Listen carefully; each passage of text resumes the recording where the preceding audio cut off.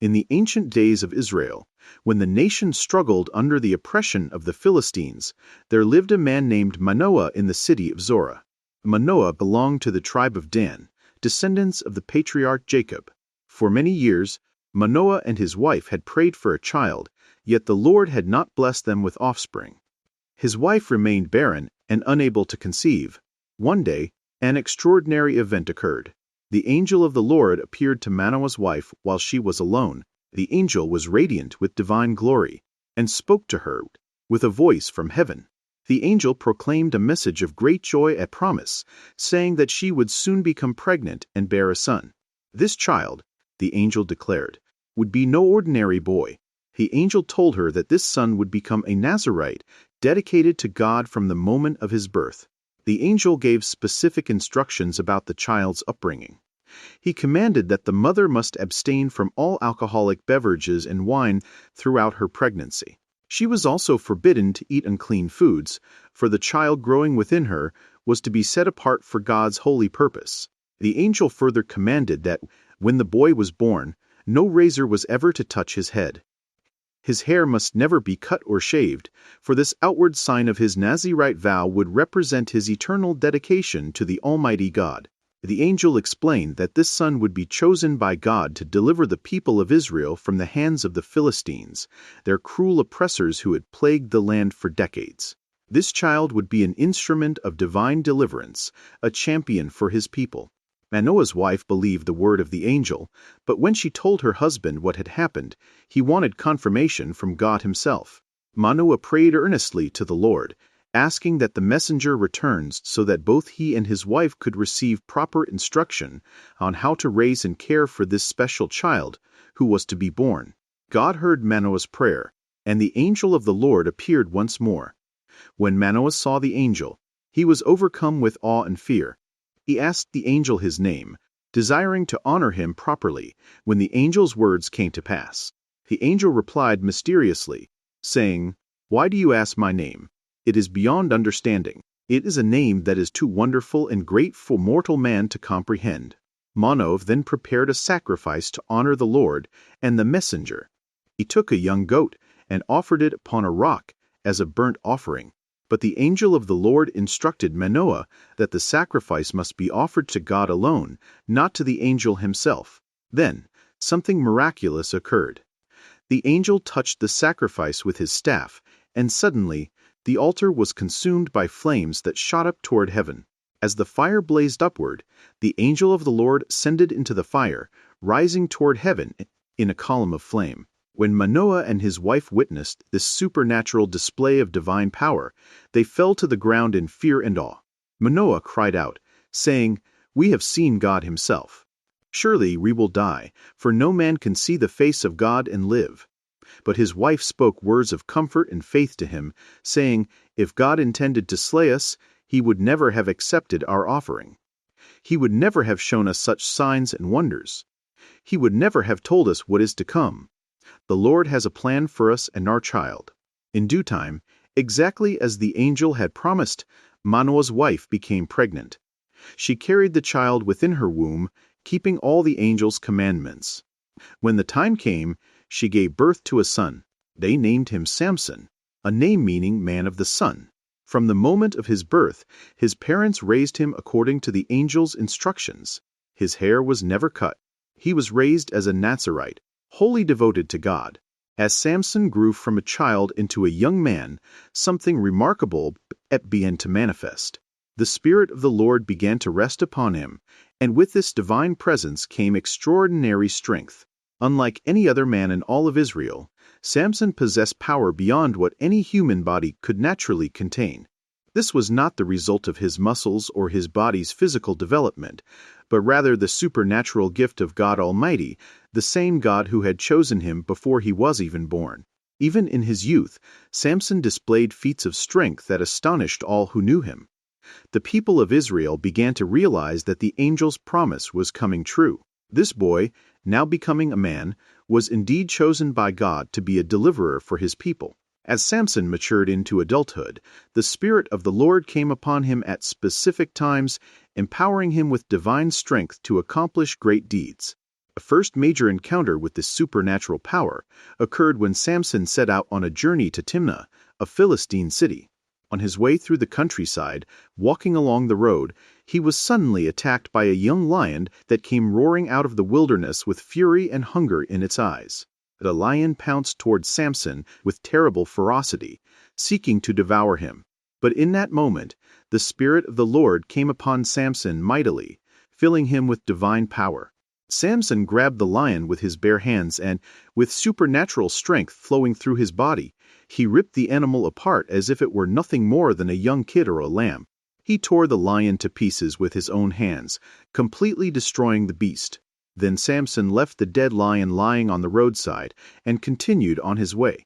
Samson did not tell anyone about this miracle, not even his own parents. He kept the deed secret in his heart, understanding that the Lord had given him this power for a specific purpose to fight against the enemies of Israel. When Samson arrived in Timnah, he saw a young Philistine woman who pleased him greatly. He was struck by her beauty, and he desired her as his wife. He went to his father and mother and told them of his desire to marry this Philistine woman, asking them to arrange the marriage for him. His parents were deeply troubled by this request.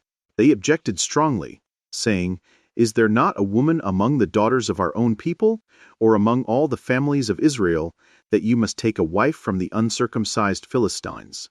Why would you seek to marry someone outside of your own faith and people?" They tried to reason with Samson and convince him to choose an Israelite bride instead. But Samson was determined in his heart. He insisted to his parents, "She pleases me well. Get her for me, for I have chosen her to be my wife." Although his parents did not understand God's purpose, the Lord was working out his plan, for he would use this marriage as an occasion to strike at the Philistines. Samson and his parents traveled together to Timnah to arrange the marriage. As they walked through the vineyards near the city, an old thought came to Samson. He remembered the lion he had killed on his first journey to this place. He wondered what had become of it.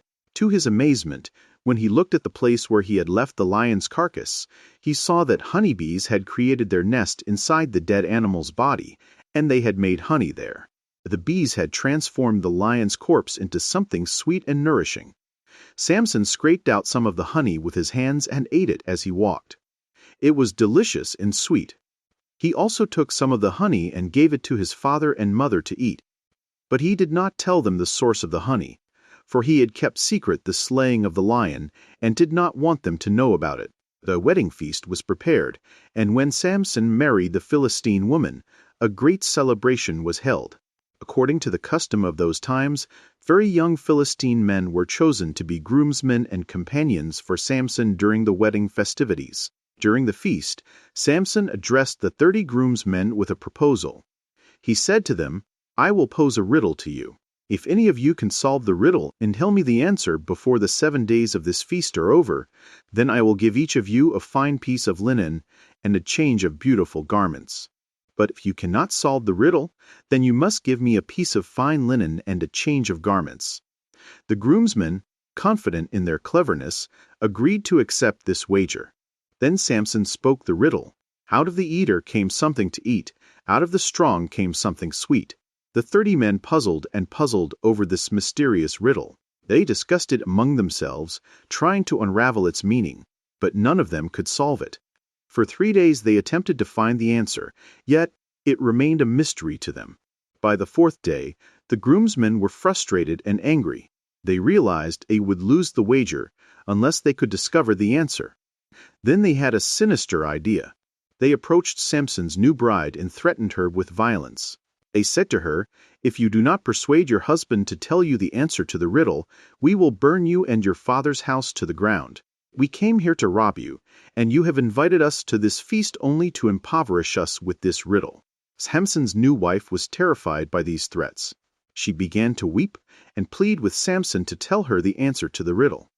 She said to him, "You love me, and yet you hate me. You have posed this riddle to my people, but you will not tell me the answer." She nagged him day after day, pressing him with constant tears and pleading. She would not leave him alone or let him rest. Samson resisted her for the first few days, but her constant pleading wore on his heart.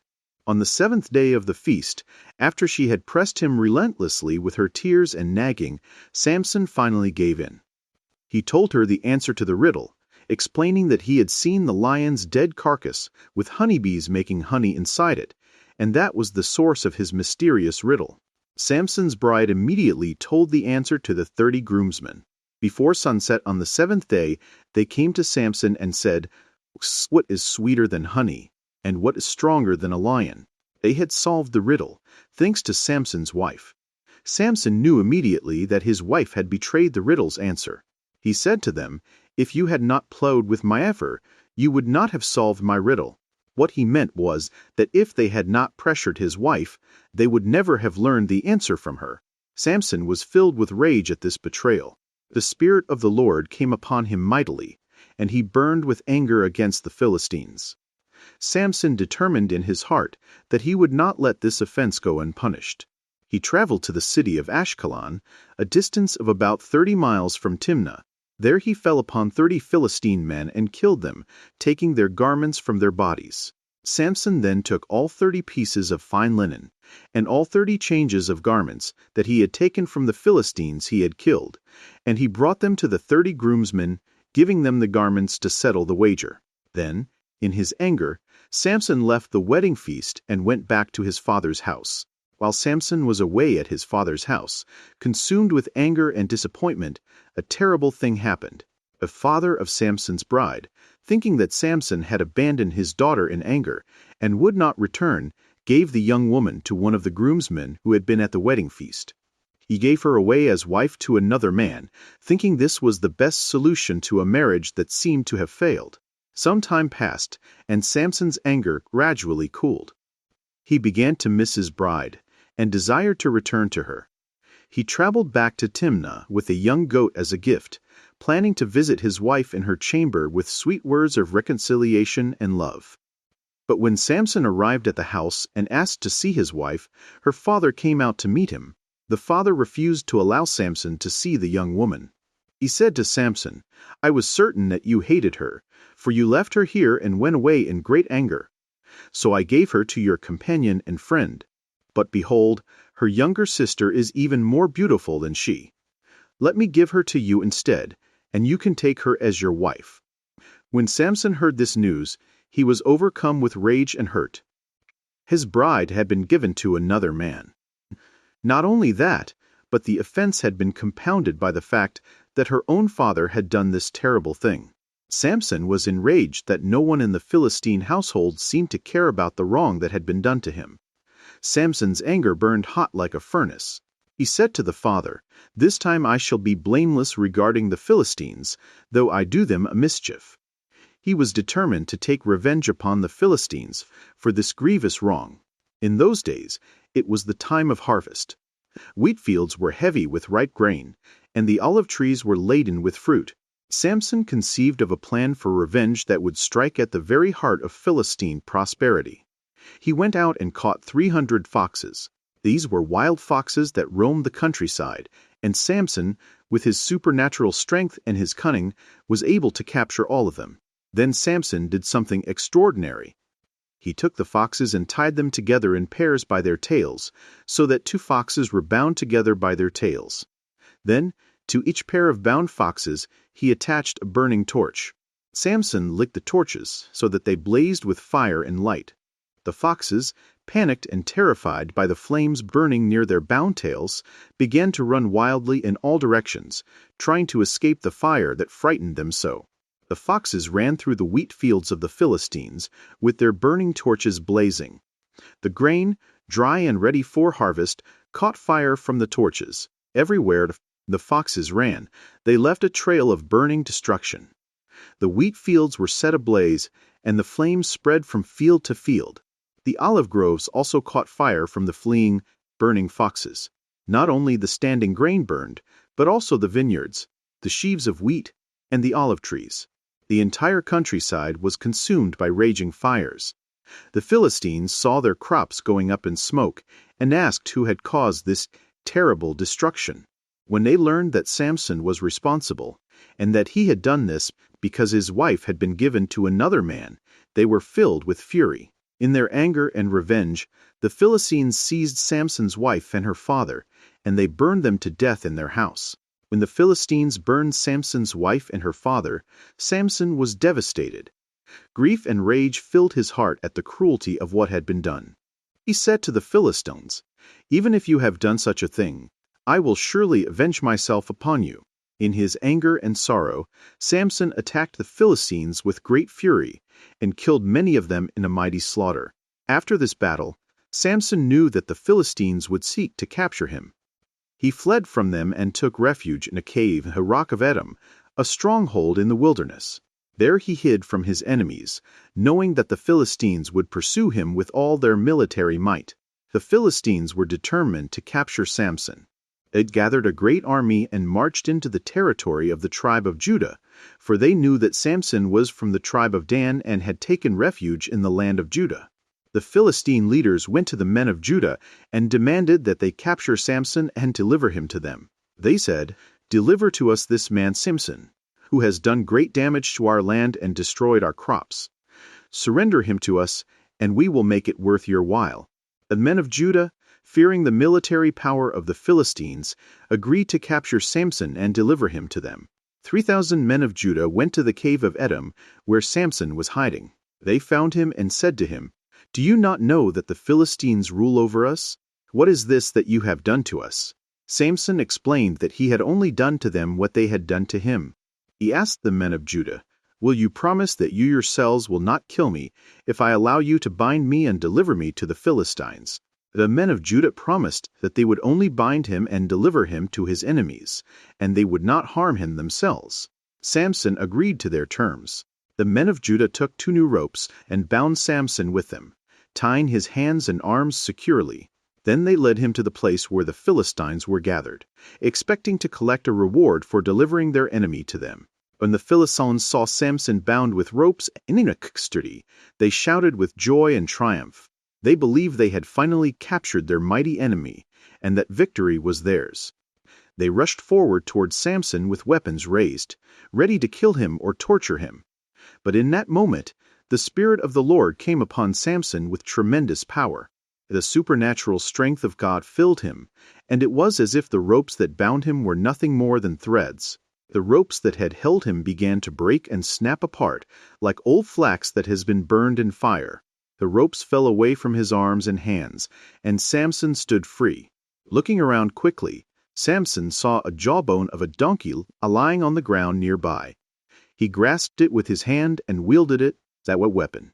Then, filled with divine strength and fury, Samson attacked the Philistine army. With the jawbone of the donkey, he struck down the Philistines in a great slaughter. Samson swung the jawbone with tremendous force and power. One by one, the Philistine soldiers fell before him. He fought with the strength of angels, and the Philistines could not stand against him.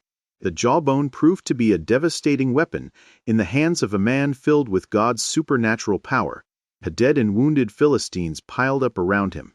When the battle was over, Samson had killed 1,000 Philistine soldiers with nothing but a donkey's jawbone. It was an incredible victory, one of the greatest massacres ever recorded, accomplished through the power of God working through Samson's strong body and willing heart. After this mighty victory, Samson was thirsty from the exertion of battle. His body was exhausted, and his throat was parched from fighting so many enemies. He felt as though he would die of thirst. Then Samson prayed to the Lord and said, "You have given this great deliverance by the hand of your servant, and now shall I die of thirst and fall into the hands of the uncircumcised." God heard Samson's prayer. The Lord worked a miracle for him. God split open a hollow place in the rock at Lehi, and fresh water flowed out of it. Samson drank from this water that God had miraculously provided, and his strength returned to him. He revived and was refreshed.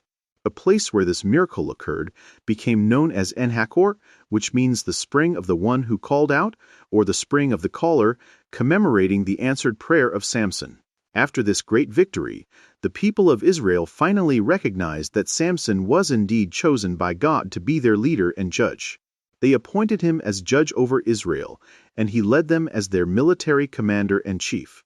For 20 years, Samson judged the people of Israel, during the time when the Philistines threatened the land. For many years, Samson served as judge of Israel with great authority and power. The Philistines feared him and respected his strength. However, Samson had a serious weakness that would eventually lead to his downfall. He had a strong attraction to beautiful Philistine women, despite the warnings of his parents and the counsel of his own people not to marry outside of Israel. One day, Samson traveled to the city of Gaza, which was a great Philistine stronghold. While there, he saw a prostitute and went to visit her. The Philistines learned that Samson was in the city, and they stationed armed men at the gates of Gaza, planning to ambush him and capture him when he tried to leave. But the Philistines underestimated Samson's strength and alertness. Samson discovered their ambush and realized what they intended. In the middle of the night, Samson arose. He went to the city gate, the great wooden gate. That was the entrance to Gaza. With his tremendous strength, Samson grabbed the gate from its very hinges and frame. He lifted the enormous gate, completely uprooting it from the city's walls. Then, carrying the heavy gate on his shoulders, Samson walked out of the city and carried it to the hill that is in front of Hebron, a distance of many miles. This miraculous feat demonstrated his incredible strength to all who heard of it. After his adventure in Gaza, Samson traveled through the valley of Sorek. There he met a woman named Delilah, and he fell in love with her. But unlike his previous wives, who had been Philistine women that he married openly, Delilah became his great love and his greatest weakness. The Philistine lords and rulers learned that Samson was deeply in love with Delilah. They saw in this relationship an opportunity to finally capture their greatest enemy. The Philistine leaders went to Delilah and made her an offer of money.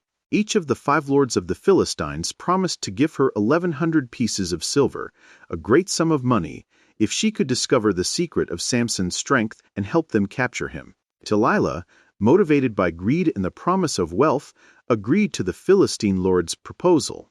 She accepted their money and their mission, and she determined to find out the secret of Samson's supernatural strength so that the Philistines could overcome him and take him captive. Delilah began her deception. She approached Samson with sweet words and tender embraces. She pretended to love him deeply and to care for him with all her heart. She said to him, "Tell me, I beg you, what is the secret of your great strength? What is it that makes you so incredibly strong? And with what could you be bound to subdue you?" Samson, blinded by his love for Delilah and his desire for her affection, began to reveal information about himself, though at first he did not tell her the true secret of his strength.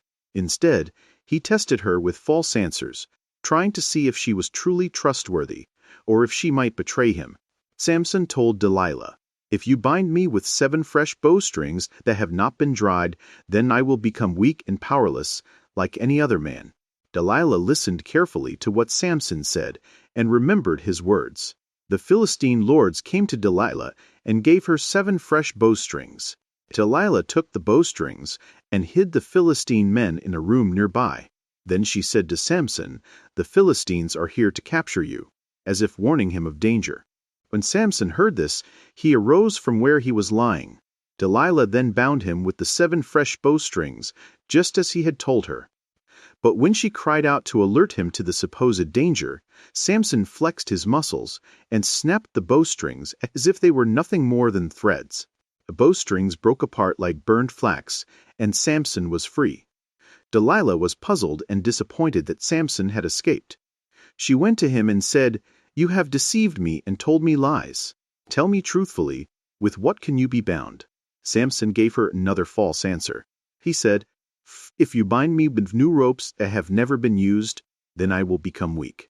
Once again, Delilah went to the Philistine lords and obtained new ropes. She bound Samson with these new ropes while he slept, and again she cried out that the Philistines were there to capture him. But Samson, filled with his supernatural strength, snapped the ropes as easily as if they were threads. Delilah persisted in her deception. She said to Samson again, "You continue to deceive me with your lies. Tell me truly with what you can be bound." This time Samson told her yet another false answer. He said, "If you weave my hair into the weaver's loom with the thread of the loom, then I will become weak." Delilah followed these instructions. She wove Samson's long hair into the loom with the thread, creating an intricate weaving with his hair as part of the fabric. When she cried out that the Philistines had come, Samson again awoke. He rose up, and with his strength he tore the entire loom from its place and carried it away, his hair coming free from the weaving.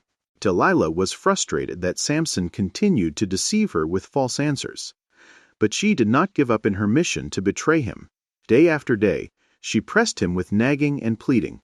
She wept and complained to him constantly, saying, "How can you say that you love me when your heart is not with me? You have deceived me 3 times and have not told me the secret of your strength." Samson loved Delilah deeply, and her constant nagging and complaining wore on his heart.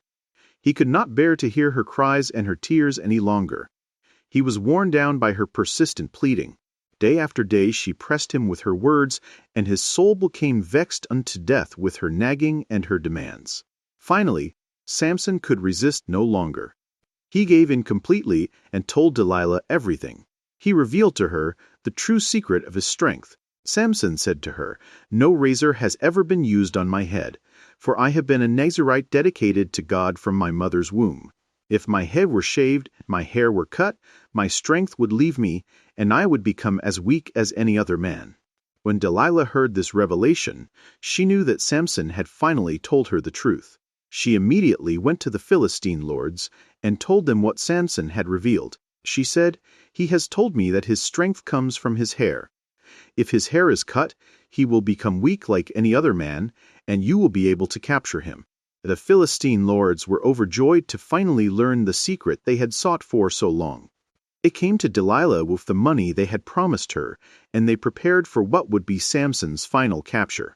Delilah used all her powers of seduction to lull Samson to sleep. She sang to him sweet songs of love and held him tenderly in her lap. She whispered words of affection and devotion to him. She caressed him and soothed him until he fell into a deep sleep, completely relaxed and unaware of the danger that awaited him. And Samson was asleep in Delilah's lap, his head resting upon her breast. A barber whom the Philistines had brought came forward. Delilah had arranged for this barber to be present and ready. As Samson slept peacefully, trusting in the woman he loved, the barber took out his razor. Delilah held Samson's head still as the razor cut through his long hair, the hair that had never been touched by a blade throughout his entire life. One by one, the locks of hair that had symbolized his Nazirite vow and his dedication to God fell away. As his hair was shaved from his head, something supernatural and terrible happened. The strength of God, which had been with Samson all his life, departed from him. The Spirit of the Lord left him. When Samson awoke and discovered that his hair had been cut while he slept, he was filled with horror and despair. Suddenly realized that he was no longer a Nazirite, that he had broken his vow to God. The power that had always been with him was gone. At that very moment, Delilah cried out, "Samson, the Philistines are upon you." She had arranged for Philistine soldiers to be waiting nearby, ready to capture him as soon as his hair was cut and his strength was gone. Samson jumped up, preparing to fight and defend himself, as he had done countless times before. But something was terribly different now. The supernatural strength he had always relied upon was completely gone. Without his hair and without his Nazirite vow intact, he had no power to fight. The Philistine soldiers, who had waited so long for this moment of weakness, rushed forward and easily overcame him. The men who had been lying in wait subdued Samson without difficulty. He could not resist them. They overpowered him and captured him. The greatest warrior of Israel was now their prisoner, defenseless and weak. The Philistines, delighted to finally have Samson in their power, subjected him to terrible cruelty. They gouged out his eyes, blinding him completely. They took away his sight, the very thing that had led him astray with his lustful gaze at beautiful women. Samson, once the mighty judge and champion of Israel, was now blind, weak, and a prisoner of his enemies. The Philistines took Samson in chains to the city of Gaza. Thither they imprisoned him in the tower, and they put him to work turning a large millstone and grinding grain, a task meant to be a cruel punishment and humiliation for one who had been so. In the darkness of his prison, Samson suffered greatly. He was blind, weak, humiliated, and forced to perform the menial labor of grinding grain like a slave or an animal. His enemies mocked him and reminded him constantly of how his great strength had failed him. But Samson, in his captivity and suffering, began to pray. He called out to God, whom he had abandoned and whose vows he had broken. He repented of his sin and his pride. He prayed for forgiveness and for another chance to serve God and deliver his people, and something miraculous began to happen. Though Samson could not see it with his blinded eyes, his hair began to grow again. Day by day, month by month, his hair grew back upon his head. This physical regrowth of his hair represented the restoration of his Nazirite vow and his renewed dedication to God. As his hair grew, his strength, which came from God through his faithfulness to his vow, began to return to him. The Philistines did not realize what was happening. They did not notice that Samson's hair was growing back and that his strength was returning. They thought of him only as a blind prisoner, a slave to be used for their purposes, a source of mockery and entertainment, so powerful and proud. A great day of celebration came to the Philistines. The lords and rulers of the 5 Philistine cities gathered together to worship their god Dagon, one of their most important and sacred deities. They gathered to hold a religious sacrifice and a feast in honor of their god. The Philistine leaders assembled in a great temple dedicated to Dagon. This temple was filled with thousands upon thousands of Philistines, nobles and common people alike. The celebration was so crowded that people were even climbing onto the roof of the structure to get a view of the ceremonies and festivities. All the rulers of the Philistine government were gathered there, from the most important lords to those of lesser authority. The Philistines credited their god Dagon with delivering Samson into their hands and removing his strength. They sang praises to their god and offered sacrifices, believing that Dagon had granted them victory over their greatest enemy. They were joyful and triumphant, celebrating what they believed to be a great victory for their god and their nation. During the height of the celebration, the Philistine leaders remembered Samson, their blind captive, had sent guards to bring him to the temple so that they could make sport of him and mock him in front of all the people. They wanted to humiliate him and use him as an object of ridicule for their entertainment. The guards brought Samson from his prison to the temple of Dagon. They led him by the hand, for he could not see. They placed him in the midst of the temple, among the thousands of Philistines gathered there. The people shouted and laughed at him, mocking the once great warrior, who was now blind and weak. Samson stood there among his enemies, listening to their mockery and laughter. But something within him began to stir. He was aware that his hair had grown back.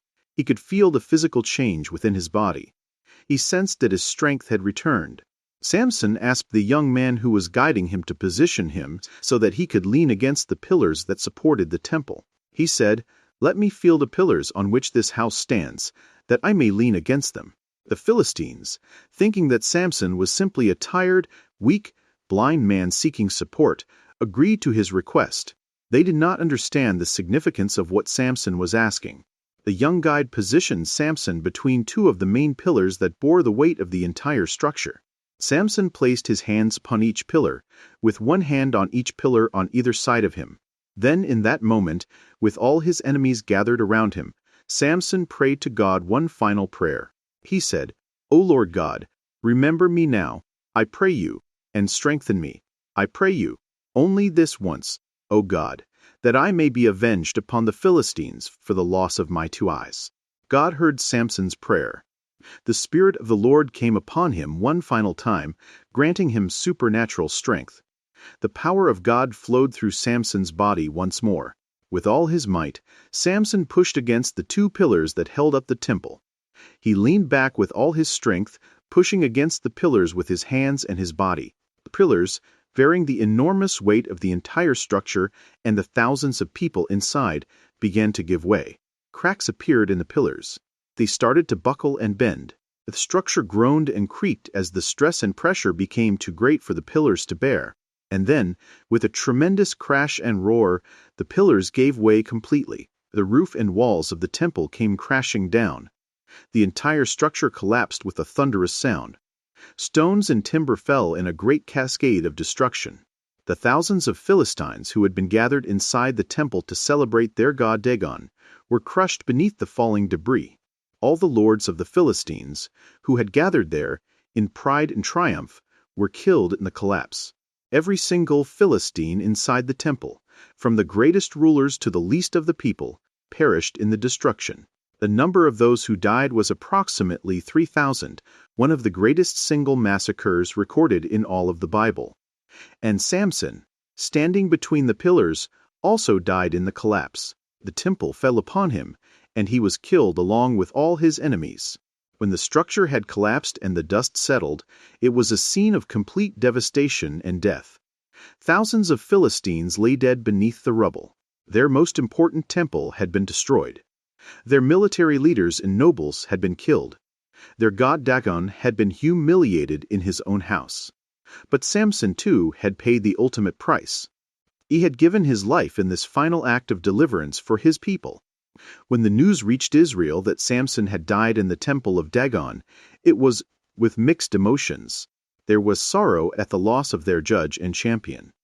But there was also recognition that Samson had accomplished something great in his death. In that final moment, he had struck a blow against the Philistines far greater than any he had delivered during his lifetime. The scripture records that Samson killed more Philistines when he died than during all his life before that day. The family of Samson came and took his body from the rubble. They carefully recovered his remains from beneath the fallen stones and timber.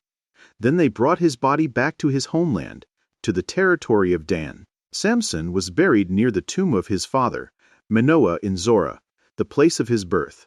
His grave became a memorial to his strength and to his deliverance of Israel from the Philistines.